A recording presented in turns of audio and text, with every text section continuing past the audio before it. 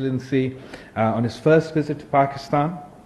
We have just concluded a comprehensive discussion covering the entire range of bilateral relations and regional and multilateral issues of importance. Pakistan enjoys long-standing friendly ties with Ukraine. Pakistan-Ukraine relationship has a long history and has covered trade and investment, agricultural and defense cooperation, cultural exchanges, and deep people-to-people contacts. We wish to further expand cooperation in all areas of mutual benefit. Building trade and economic ties is a priority area for Pakistan. We aspire to build a mutually beneficial relationship that contributes to the prosperity and well-being of our nations. In our meeting today, we agreed on the importance of regular dialogue and engagement to further strengthen our bilateral ties. We have also agreed to hold meetings of various institutional mechanisms in due course. We will continue to build on our conversation to add more substance to our relations. We discussed the situation in Ukraine.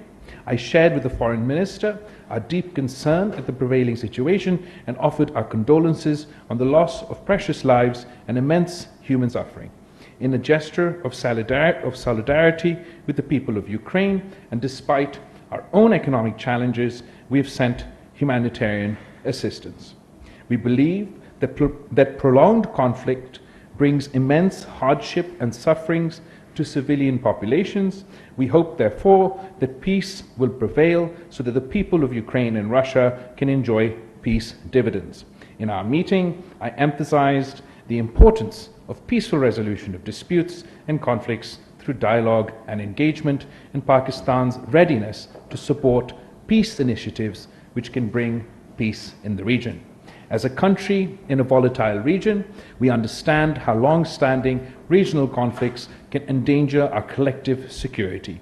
The Ukrainian war has also brought difficulties for developing countries and the global south, particularly in terms of fuel, food, and fertilizer shortages. Pakistan is no exception. We therefore have a vested interest in promoting peace and reconciliation. We hope for a peaceful resolution through dialogue and diplomacy. Finally, I would particularly like to appreciate the Ukrainian government for its principled stance in supporting the resolution on countering religious hatred constituting incitement to discrimination, hostility, or violence at the Human Rights Council in Geneva on the 12th of July. As we look to the future, I am confident in our joint efforts to strengthen the bilateral relationship. We resolve to move forward in fostering cooperation and friendship between the peoples of Pakistan and Ukraine. I thank you. Anas Malik from Beyond. Okay. Let's put it this way. So my question is addressed to both the foreign ministers and Foreign Minister of Pakistan and Foreign Minister of the visiting dignitary. The UN brokered grain deal, you've commented on that it is at a standstill right now. We've heard your comments. I would want the spotlight on the Pakistani side. Would you want to see its resumption or urge a resumption, and how does it affect directly on Ukraine's exports in times of this uncertainty of war to the resident dignitary? Thank you. So, Anas, thank you for your question. And you know our history, that Pakistan used to buy our wheat from Ukraine also in the past. The Pakistani people enjoy Ukrainian wheat. And as soon as the war started, the consequences, particularly for the developing world, insofar as food security, I raised many times when we were shortly in opposition, and then we came into government. The Black Sea Grain Initiative was heralded at the time of its announcement, and most of us in the developing world breathed a big sigh of relief, and that this would address in a large way the issues and challenges that we faced with food security. Like other developing countries, food inflation and Food inflation and supply disrupts resulting from supply chains disturbances due to the conflict has severely impacted Pakistan. The Black Sea Grain Initiative was a positive undertaking. The United Nations, Turkey, and Ukraine and Russia. It is not only in our interest, we believe it is in the developing world's interest that this grain initiative is restored.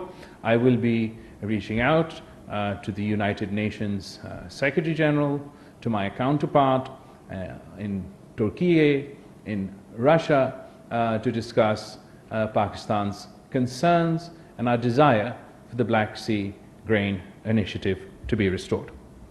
Thank you. Question to Foreign Minister Bilawal. We've been hearing repeated reports that Pakistan is supplying arms to Ukraine or considering, given the ongoing conflict between Russia and Ukraine. What is Pakistan's position on that? And question to Foreign Minister of Ukraine. What kind of expectations do you have from Pakistan as far as the ongoing conflict between your conflict with Russia is concerned?